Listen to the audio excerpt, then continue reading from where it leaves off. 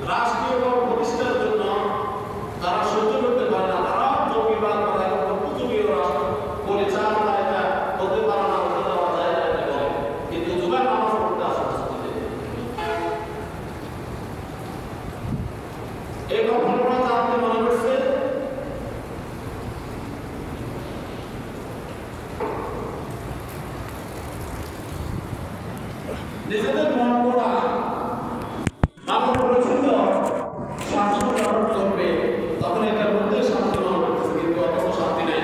দুর্নীতি দমন কমিশন গত সপ্তাহে তো বলতেছে পরিপূর্ণ দেশ থেকে দুর্নীতি দমন করা যাবে না, দুর্নীতিকে তারা জীবিত রাখবে। দুর্নীতি একটা সম্পদ, চোরের সম্পদ, চুরি সম্পদকে দুর্নীতি হিসাবে রাষ্ট্রীয় একটা সম্পদ তারা উৎপাদন করছে, একটা শব্দ আবিষ্কার করছে দুর্নীতি। রাষ্ট্র চোর থাকুক, প্রত্যেক সেক্টরের চোররা রাষ্ট্র পরিচালনা যারা শাসন করছে সবাই চোরকে এগুলাকে আঘাত দিয়ে, খাওয়া দিয়ে, চুরি করবার ব্যবস্থা করে দিয়ে তারা তাদের দলের মধ্যে অন্তর্ভুক্ত করে রাখছে। একটা রোডের কাজের মধ্যে, একটা ব্রিজে কারবারের কাজের মধ্যে যত টাকা খরচ হবে তার থেকে ডবল তারা বরাদ্দ দেয়, যারা চুরি করবার সুযোগ পায়। এখন পিয়ার পদ্ধতির নির্বাচনের কথা বলছে, সকল চোরদের গায়ে তারা ধরে গেছে, চোর আর চুরি করবার কোনো সুযোগ থাকবে না।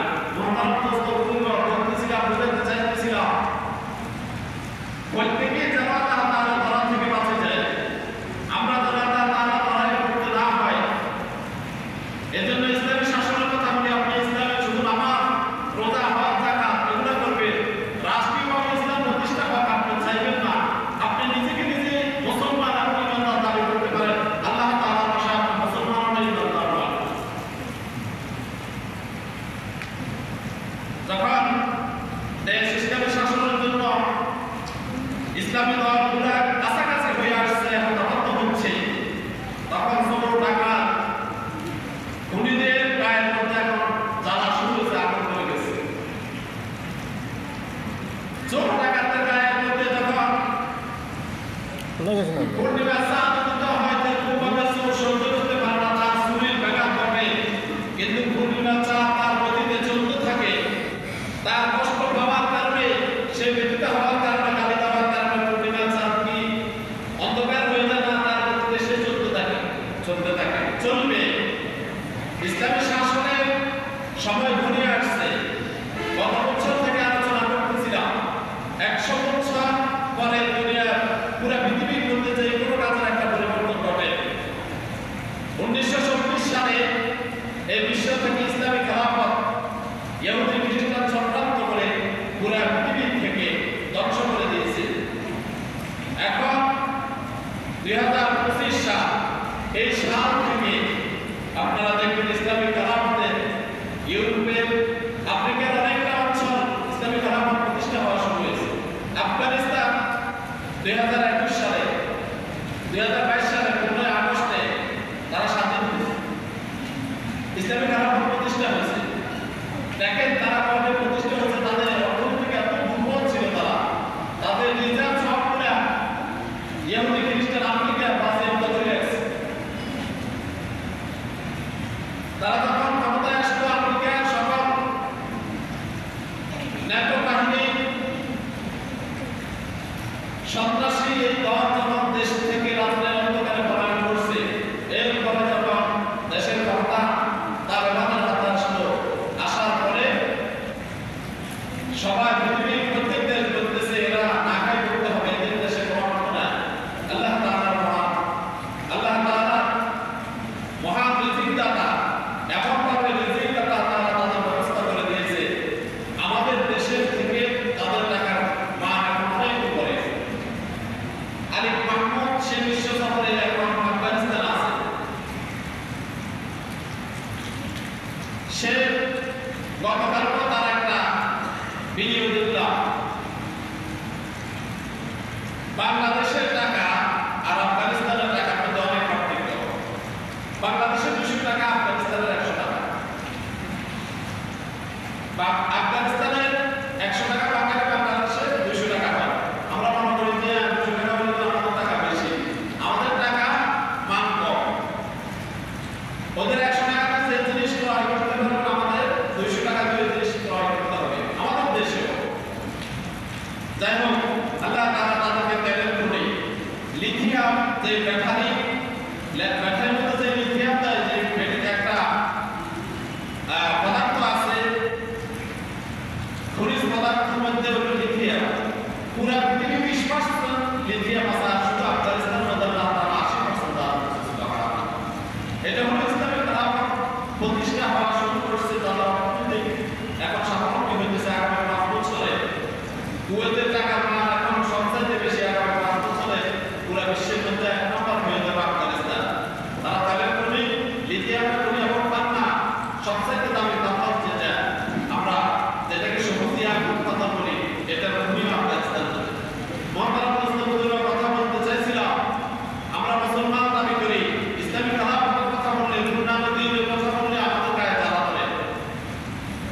যারা বুঝতে হবে আমার সমস্যা আছে।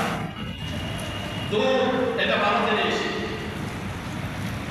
অনেক সময় ডাক্তাররা নিষেধ করে দেয় যে দুধ খেতে পারবে না, পেটের সমস্যা। এটার জন্য দুধ কি খারাপ না তার শারীরিক খারাপের কারণে দুধের উপরে এই নিষেধাজ্ঞা জারি হয়েছে, তার শরীর খারাপ। মধু মিষ্টি সে মধু দিয়ে দিতে লাগে, আসলে কি মধু দিতে তার না, তার রুচি দিতে হয়ে গেছে, তার রুচিটা তৃপ্ত হয়ে গেছে। মুসলমান ইহুদি খ্রিস্টানের উপমহাদেশ দখল করতে পারে নবাব সিরাজউদ্দৌলা থেকে নিয়ে 200 বছর শাসনে এমন ভাবে তারা আমাদেরকে শাসন করে গেছে যেন আমাদের প্রত্যেকটা রন্ধ্রে রন্ধ্রে এমনকি মসজিদ মাদ্রাসা সকল কিছুর মধ্যে যেন তাদের কাজ চলে, এইভাবে তারা কাজ করে গেছে। ব্রিটিশ বলছে আমরা চলে যাচ্ছি, কিন্তু আমাদের নীতি আদর্শ মুসলমানদেরকে দিয়ে যাচ্ছে, মুসলমান আমাদের নীতি আদর্শ এগুলো থেকে আমাদেরকে বেরিয়ে আসতে হবে। ইসলামী শাসনের কথা খেলাফতের কথা মুসলমানদেরকে বুঝাইতে পারি না, অন্যদেরকে কি দাওয়াত দেব? কামের ইহুদি খ্রিস্টানদেরকে চুরি করলে 10 টাকা পরিমাণ তার হাত কাটা যাবে।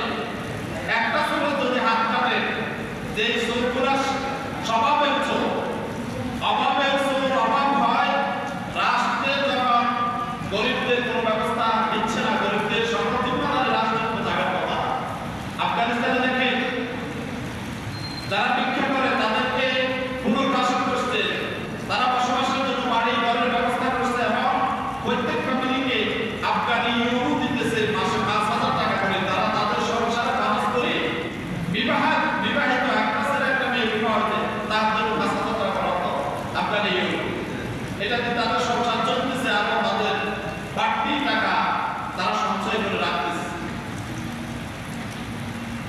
যদি চোরের বিরুদ্ধে এখন রাষ্ট্রের যে এখানে যত টাকা প্রয়োজন, দেখেন গত 2 মাসের মধ্যে রেল খাত, যোগাযোগ এবং টেলিযোগাযোগ থেকে এরপরে আমাদের এই যে যাতায়াতের এগুলো থেকে সরকার একটু নিয়ন্ত্রণ করছে খরচ।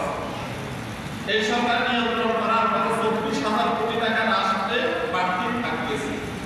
আগে যে অপচয় হতে অপচয় না করে যোগাযোগ ব্যবস্থা করতে যতটুকু ঘুরে চলা যায়, বিদ্যুৎ খাতে রেল খাতে যতটুকু ঘুরে চলা যায়, গত 2 মাসে 24,000 কোটি টাকা ইন্ডিয়া করছে দেশে। কথা বলতেছিলাম মহারণের কথা বলতে গিয়ে কথা অন্যদিকে চলে গেছে। রাসূল সাল্লাল্লাহু আলাইহি ওয়াসাল্লাম মক্কা থেকে যখন মদিনায় হিজরত করে গেলেন, রাসূল সাল্লাল্লাহু আলাইহি ওয়াসাল্লাম ইসলামী খেলাফত যখন প্রতিষ্ঠা করা শুরু করলেন, ইসলামী খেলাফতের যখন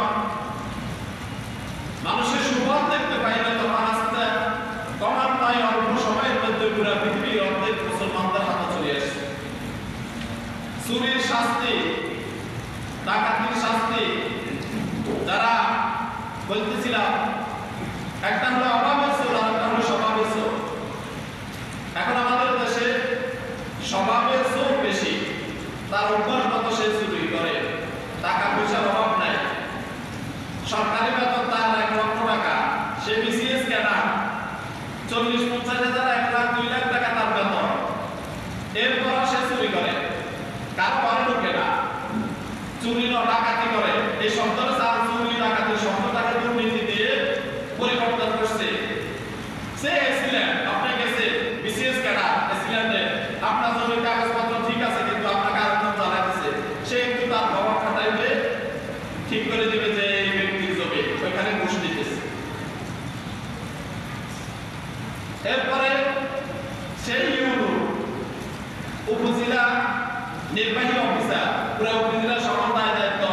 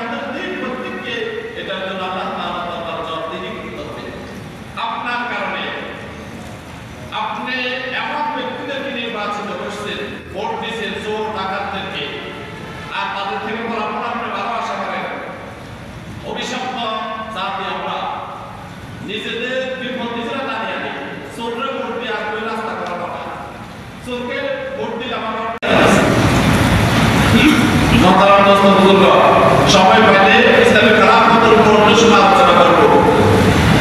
সবাই একেবারে মুহাররমের আলোচনা করতে চাইছিলাম। হুজুর সাল্লাল্লাহু আলাইহি ওয়াসাল্লাম মক্কা থেকে মদিনায় হিজরত মুহাররম মাসে হয়েছে। হুজুরের হিজরত থেকে মুহাররম মাস থেকে শুরু আরবি গণনা। তিনি মক্কাতে শুধু নামাজ রোজা হজ যাকাত কথা বলছেন, মদিনায় আসে পূর্ণাঙ্গ দিন প্রতিষ্ঠা করছে। এর থেকে একটু আলোকপাত করছিলাম খেলাফতের দিকে। এখন আমাদের মুহাররমের আজকে হলো ৮ তারিখ। হুজুর সাল্লাল্লাহু আলাইহি ওয়াসাল্লাম মদিনায় যখন গেলেন, যাওয়ার পরে দেখতেছে মদিনায় ইহুদিরা রোজা রাখতেছে মুহাররমের ১০ তারিখ, যেটাকে আশুরা বলা হয়। আশুরা আশারাত থেকে, আশারাত ১০, আশুরা এই মুহাররমের ১০ তারিখে অনেকগুলা গুরুত্বপূর্ণ ঘটনা ঘটছে। হাসান হুসাইনের কারবালাতে শহীদ হওয়া মুহাররমের ১০ তারিখ এ হয়েছে, কিন্তু মুহাররমের ১০ তারিখ কিনাদের থেকে নয়। মুহাররমের ১০ তারিখ এর আগ থেকেই পালন হয়ে আসতেছে যে হাসান হুসাইন রাদিয়াল্লাহু তাআলা শহীদের কারণে মুহাররমের ১০ তারিখে রোজা রাখতে হয় না, এটা নয়। মুহাররমের ১০ তারিখে হুজুর সাল্লাল্লাহু আলাইহি ওয়াসাল্লাম যখন মক্কা থেকে মদিনা গেলেন, ইহুদিরা রোজা রাখতেছে। তখন হুজুর সাল্লাল্লাহু আলাইহি ওয়াসাল্লাম বলছিলেন যে কিসের রোজা? ইহুদিরা বলছে ফেরাউন থেকে মুহাররমের ১০ তারিখে আল্লাহ তাআলা মুসা আলাইহিস সালাম এবং তার কওমকে নাজাত দিয়েছেন। মুসলমানদেরকে হযরত মুসা আলাইহিস সালামের উপরে ঈমান যারা এনেছে সকলই তাদেরকে আল্লাহ তাআলা নীল নদ পার করে মিশরের মধ্যে পৌঁছেছেন, আর ফেরাউনকে নীল নদের মধ্যে আল্লাহ তাআলা ধ্বংস করে দিয়েছেন। মুসলমানদেরকে ঈমানদারদেরকে আল্লাহ তাআলা মুক্তি দিয়েছেন মুহাররমের ১০ তারিখে। এই জন্য আমরা রোজা রাখি। হুজুর সাল্লাল্লাহু আলাইহি ওয়াসাল্লাম বললেন আগামী বছর থেকে আমরা রোজা রাখবো। আর রমজানের রোজা ফরজ হওয়ার পূর্বে মুহাররমের রোজা ফরজ ছিল। হুজুর সাল্লাল্লাহু আলাইহি ওয়াসাল্লাম বলতেছে মুহাররমের রোজা রাখলে লাভ কি, সওয়াব কি? এক হাদিসের ভিতরে আল্লাহ নবী বলতেছে রমজানের রোজার পরে সবচেয়ে আল্লাহ তাআলার কাছে গুরুত্বপূর্ণ রোজা হলো মুহাররমের ১০ তারিখের আশুরা রোজা। সুবহানাল্লাহ। তবে মুহাররমের ১০ তারিখের রোজা এটা রাখবো। হুজুর সাল্লাল্লাহু আলাইহি ওয়াসাল্লাম কি বলতেছে?